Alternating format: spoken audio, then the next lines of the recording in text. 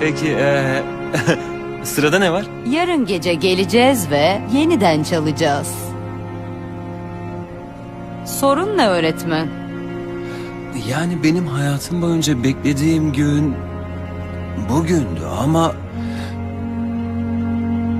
farklı hissederim sanmıştım. Genç bir balıkla ilgili bir hikaye vardır. Yaşlı balığın yanına yüzüp demiş ki, okyanus dedikleri şeyi bulmaya çalışıyorum. Okyanus mu demiş yaşlı balık, şu anda içinde yüzüyorsun. Bu mu demiş genç balık, ama bu su. Benim istediğim şey okyanus. Yarın görüşürüz.